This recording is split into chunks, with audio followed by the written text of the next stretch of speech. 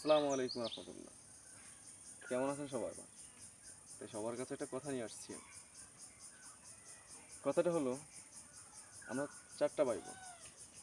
এই চারটা ভাই বোনের ভিতরে কখনো ঝগড়া হয় নাই, কখনো ভুল ত্রুটি হয় নাই, কখনো আচরণও বিন্দিং বৃদ্ধি হয়নি। কেন হয়নি জানেন? আমার বাবা আমাদেরকে সবসময় ভালো শিক্ষা দিয়েছে, সবসময় ভালো কথা বলতে, যে রক্ত এমন একটা জিনিস, পৃথিবীর যে প্রান্তে রক্ত থাকুক না কেন, আপনি যদি রক্তকে অস্বীকার করেন তাহলে আপনি কোনো মানুষ না। কেন মানুষ না জানেন? আপনি রক্তকে অস্বীকার করেছেন। আপনি যে প্রান্তে থাকেন না কেন, আপনার বাবা যদি বেঁচে থাকে অথবা আপনার মা যদি বেঁচে থাকে, খবর নিতে হবে, আইসা দেখতে হবে। যত টাকা লাগুক আপনার, আইসা দেখতে হবে। কারণ ওনারই যদি জন্মদাতা না হতো, উনি যদি জন্ম না দিয়ে পৃথিবীতে না আনতো আমাকে, তাহলে আমি এত টাকার মালিক, এত প্রাচুর্যের মালিক হতাম না। এখন আমি কি করি?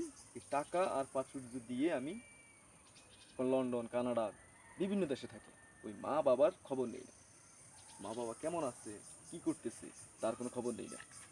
এটি হলো বাস্তব। এখনকার বউর কথা শুনে অনেকে দেখি, আমি অনেক ঘরে দেখি, ফেসবুকে দেখি, বউর কথা শুনে মারে বৃদ্ধাশ্রমে রেখে আসে, বাবাকে বৃদ্ধাশ্রমে রেখে আসে। কেন? উনি জন্ম যদি না দিত, উনি যদি পেটে না লইতো, তাহলে আপনি কিভাবে আসতেন, কিভাবে টাকা পাইতেন, আর কিভাবে সুন্দর বউ পাইতেন?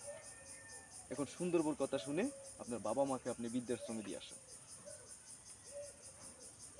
এটার থেকে ভুলও এই কাজ করবেন না, সাবধান। মহান আল্লাহ পাক রাব্বুল আলামিন আপনাকে ছাড় দেবে না, ছাড় দেবে, ছেড়ে দেবে না। একদিন ঠিক কামড় দিয়ে ধরবে, সেই দিন আপনি বুঝবেন যে যন্ত্রণাটা কত কঠিন। আপনি এটা বলতে পারবেন ওই সময় যে আমার টাকা আছে, এই জন্য আমি বিভিন্ন দেশে আমি চিকিৎসা হয়েছি, সেটাতে বলবেন, তাই তো? না, মহান আল্লাহ পাক রাব্বুল আলামিন যদি আপনাকে না দিত, চিকিৎসার ওষুধ যদি না দিত, তাহলে আপনি কখনো চিকিৎসা হতে পারতেন না। হ্যাঁ, টাকা লাগে, টাকা না হলেও আবার চিকিৎসা হওয়া যায়, দুটোই লাগে, কিন্তু আগে দোয়াটা লাগবে। অনেক সময় দেখি এখনকার যখন আপনার মসজিদে যায় মানুষ নামাজ পড়ে, নামাজ পড়ে চলে আসে, মুনাজাত দেয় না, বলে মুনাজাত নামাজের অংশ না।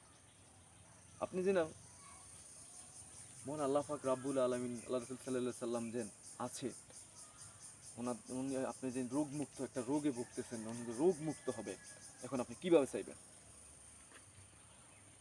কিভাবে চাইবেন? হাতটা তুলতে হবে। তাহলে আপনি নামাজের পরে আপনি আল্লাহর কাছে, আল্লাহ রাসূলের কাছে দোয়া চাচ্ছেন না, তার মানে আপনি অনেক বড় লোক হয়ে গেছেন। আল্লাহ রাসূল সাল্লাল্লাহু আলাইহি সাল্লাম আপনার কাছে কিছু না, আপনি অনেক বড় হয়ে গেছেন, ওনাদের কাছে কিছু চাইতে হবে না, কারণ আপনার টাকা পয়সা আছে। সাবধান, এটার থেকেও সাবধান। এটা হলো কি জানেন? মহান আল্লাহ পাক রাব্বুল আলামিনের কাছে আমি নত হচ্ছি, মাথা নত। হে মালিক, আপনি সৃষ্টিকর্তা, আপনি সমস্ত কিছুর মালিক। আপনি না হলে আমার কিছুই হতো না, কিছুই পাইতাম না।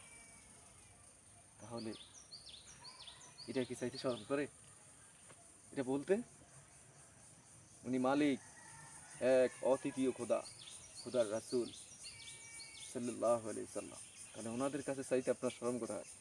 ওনারা না হলে তো আপনি কিছুই পাইতেন না। তাই মা এবং বাবা, এই দুজনকে সবসময় ভালোবাসবেন। আর হ্যাঁ, কখনো ভাই বোনের সাথে কখনো খারাপ আচরণ করবেন না। আপনার যদি সম্পদ থাকে আর আপনার ভাই যদি কম থাকে, আপনি যদি একটু দেন, কমবে না, আর বাড়বে। এক গুণ দিবেন, দুই গুণ হবে।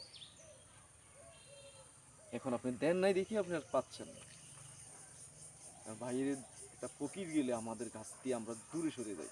আর যদি একটা অন্য সাইজের একটা লোক আসে, ওনার জন্য পাগল হয়ে যায়। কি খাইবেন ভাই, কি করবেন, এইটা নিয়ে পাগল হয়ে যায়। কেন? ভাই দেখলে এড়িয়ে চলেন, নেতা দেখলে বই আইনা দাঁড়ে বসা। এটা কি বাস্তব? এটা বাস্তব নয়। এটা আপনার জন্য বাস্তব, কিন্তু কবর আর হাসরের জন্য এটা বাস্তব নয়। এই কবর হাসরেরটা ধরার চেষ্টা করবেন সবাই। আসসালামু আলাইকুম রহমতুল্লাহ। ভালো থাকবেন। আল্লাহ হাফিজ।